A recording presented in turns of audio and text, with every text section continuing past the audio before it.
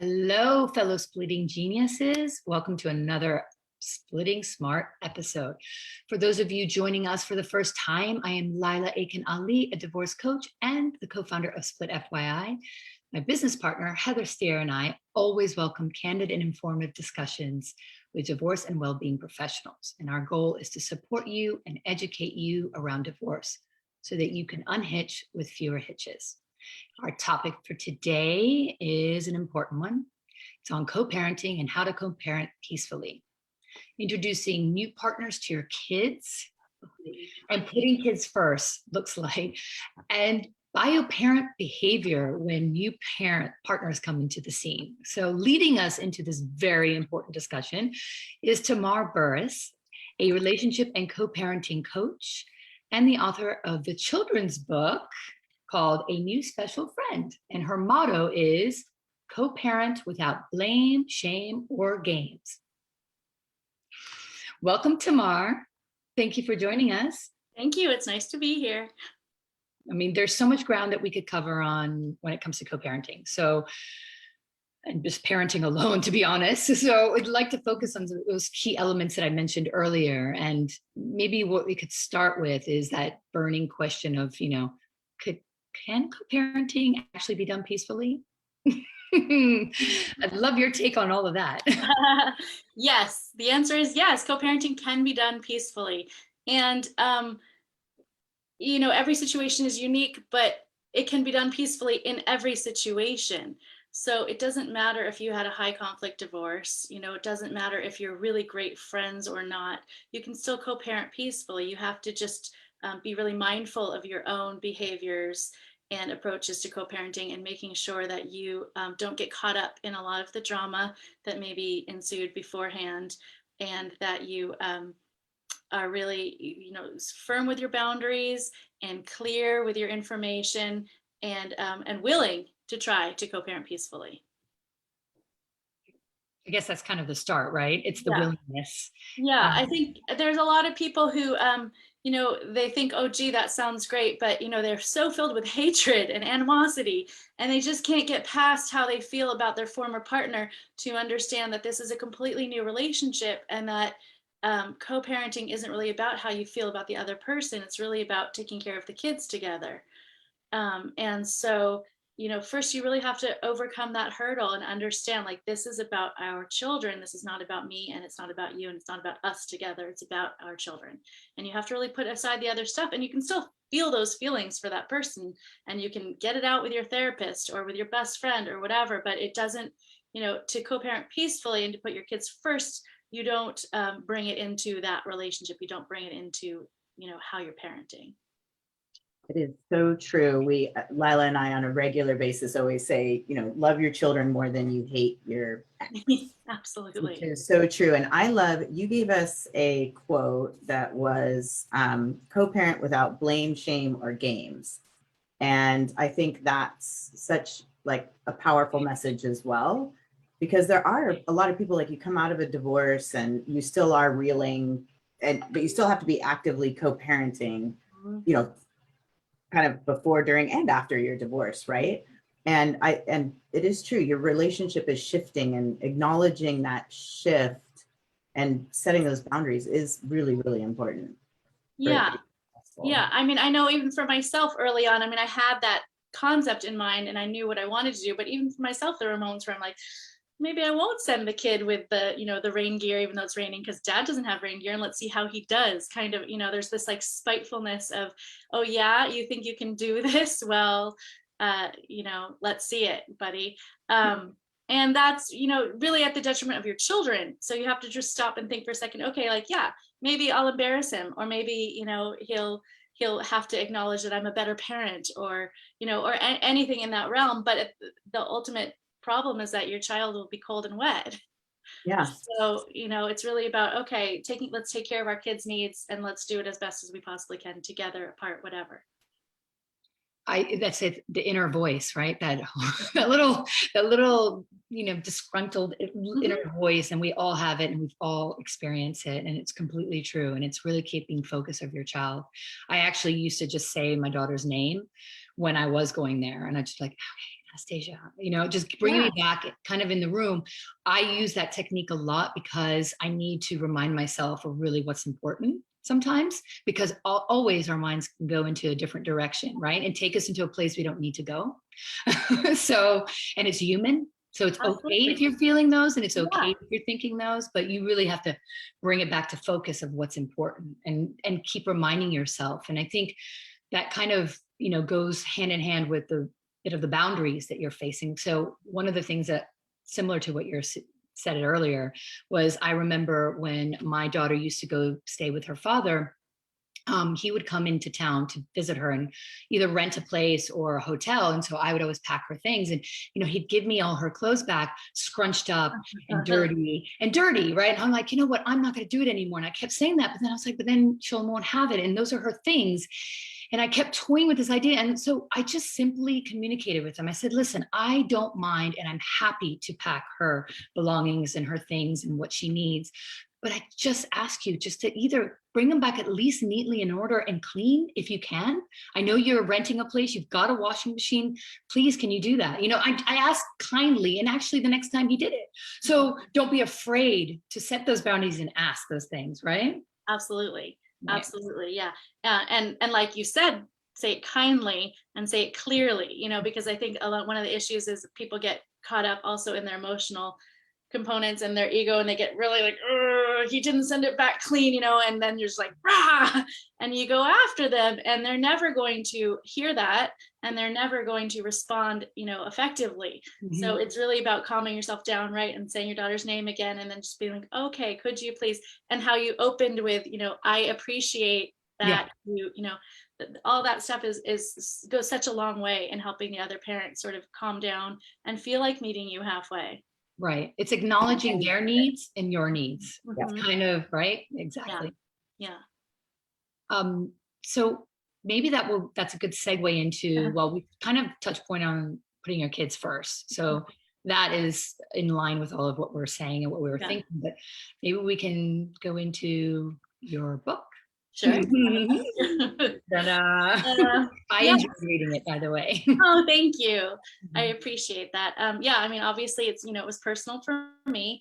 I wrote this story because my ex and I split, and my son was 4, and my ex had a girlfriend, and my son needed to have this introduction to her right away, and I wasn't ready.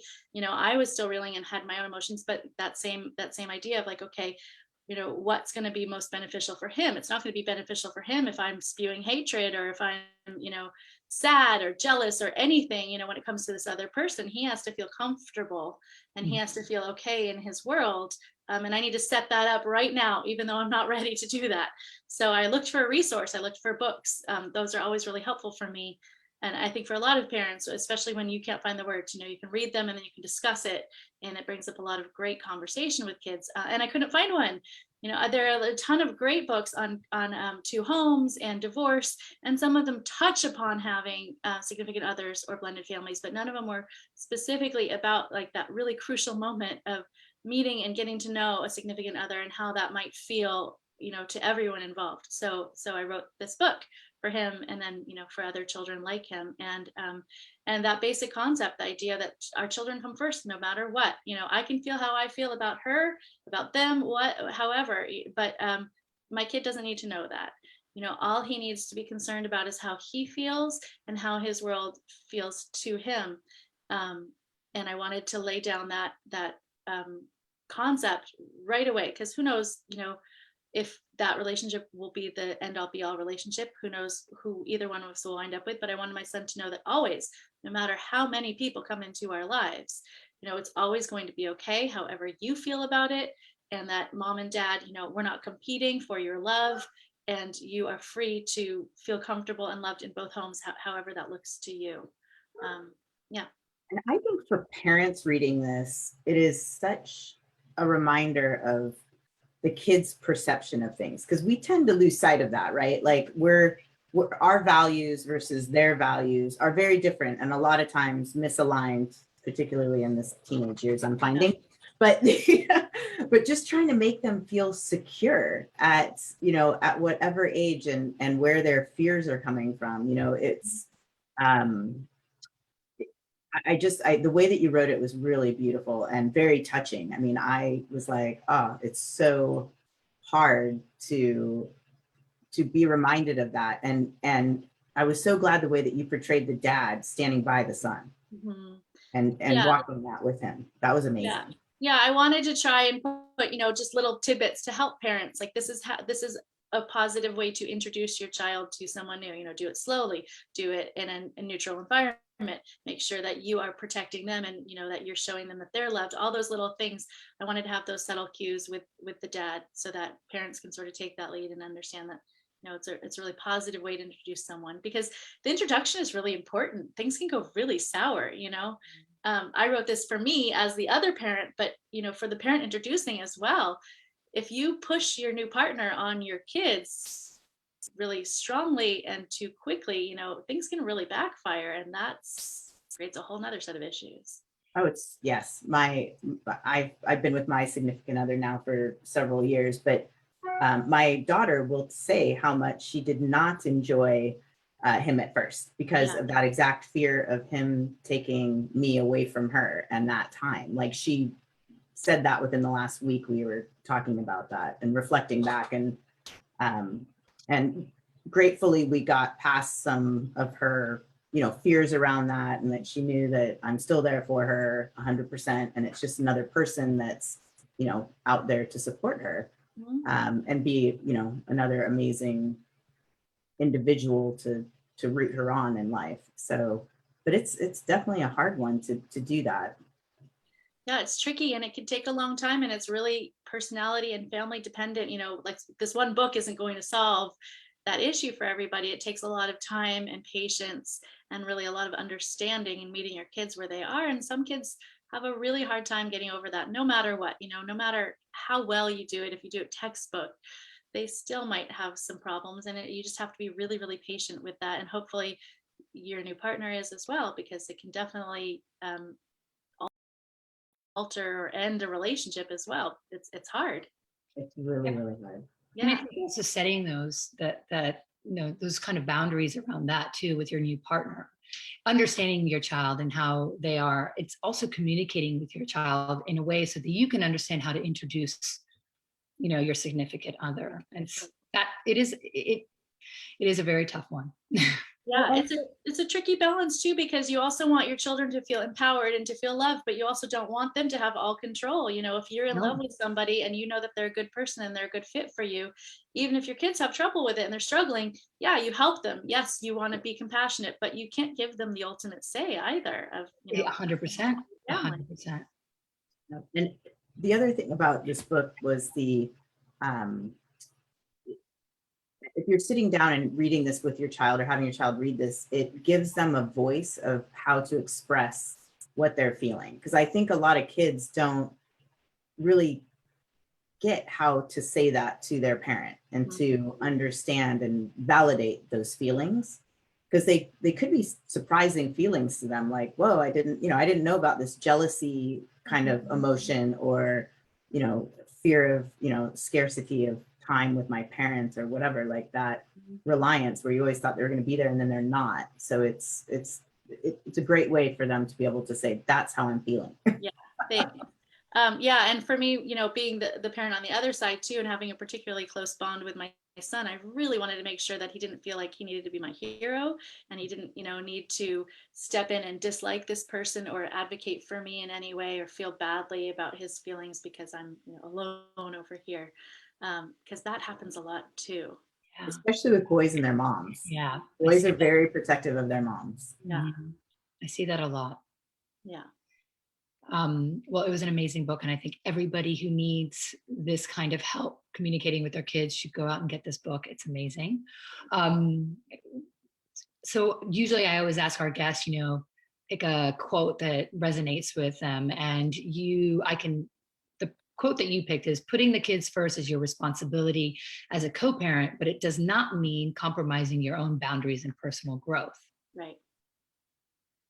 Explain. I love it. Yeah. I get it. Why that quote?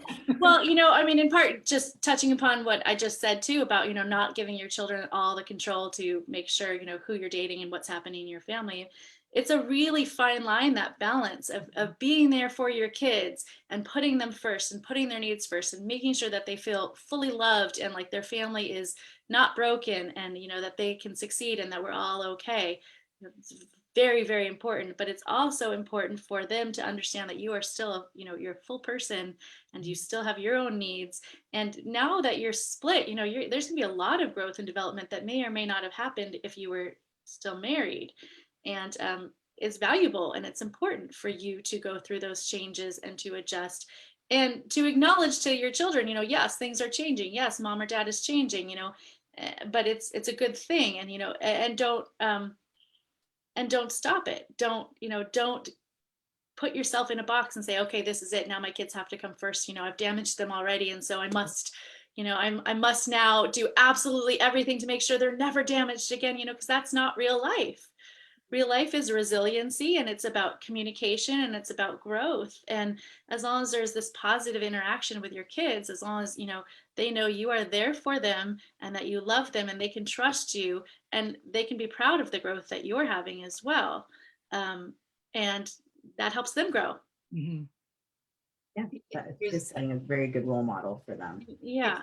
I love what you just said, because it definitely, the overcompensating on one end happens quite a bit. I mean, Oh, we've yeah. all been there, and I've had to stop myself from doing that as well, because we put our own story onto the situation, Of course. and it's Of not the course. reality. And the reality is your kids are going to be totally fine. You make it. You make that That's possibility right. happen, right? That's right. I mean, so many of my clients, and probably yours as well, come and say, how horrible they feel because their children now have a broken home, and how they've failed their children, and how like it's a disaster. And I'm like, well, wait a second, your kids don't know that until you tell them that. Yeah. When you set it up as this is a broken home and I have failed you and now I have to repair, and then they're like, oh, I guess this is a broken home, and mom or dad failed me, and now we're going to try and repair, but it'll never be good ever again. That's Mm. what you've given to them. Instead, if you can have those feelings, of course, but that's, you talked with your therapist or your coach or your friends about that, and you set it aside as best as you can, because when you're with your children, you want to present the positive side of like, hey, yeah, like things happen, but our family is still our family. Your dad and I still love you very, very much. That has not changed at all. You're still gonna have your friends and your school, and you still have us and all these like wonderful things that we're doing together. And maybe now there'll even be some cool things that come from it. Maybe there'll be these other new partners that bring in wonderful things to your life. Or maybe now I'm going to feel like I want to take that trip with you that I never thought I would do. I mean, who knows? But it's celebrating our family as it is, whole, Mhm. whole in a different way. A whole in a different way. I love that. Yeah. I love what you just said. Celebrating your family whole in a different way. It's great. Yeah, take those negative words out. That's Mhm. absolutely fantastic advice. Mhm. And you also mentioned a book. So another book that you recommend, which is Standing on My Own 2 Feet, A Child's Affirmation of Love in the Midst of a Divorce. Yes. I have not personally read the book or seen the book, but tell us a little bit more about that, and why it's one of your favorites outside of your book. As I said, I love books, and I think they're great resources. So immediately when we split, I was devastated, and I don't know what to do, and I've got this little kid, and I'm like, okay, trying to use my own coaching tools and trying to just sort of put parenting first. And I'm like, I need books. So I just gathered every single possible like book to help my kid feel normal. This is normal. This happens and whatever. So that one, I can't remember who recommended it to me first, but I got it and I just loved it, and he loved it. And it's about this little boy who has mom's house and dad's house, and they're in the same town, and it shows them a little map and everything. What I like about that book is that it doesn't talk about any kind of fighting between mom and dad, and it also doesn't talk about mom and dad being best friends. It shows, mom doing certain things with the kid and dad doing certain things with the kid, and kid being happy with both of those things, and then all of them coming together for I think it was a karate event, something special, that they're there together, but there's no talk of either direction. Like a lot of the books talk about, sometimes your mom and dad get mad at each other, and that's okay. And yes, that's true, but I don't really like dwelling on that with him. And then the other about setting those unrealistic expectations that mom and dad, always, always, always get along as best friends. That's not always true either. So this book was a really nice happy medium.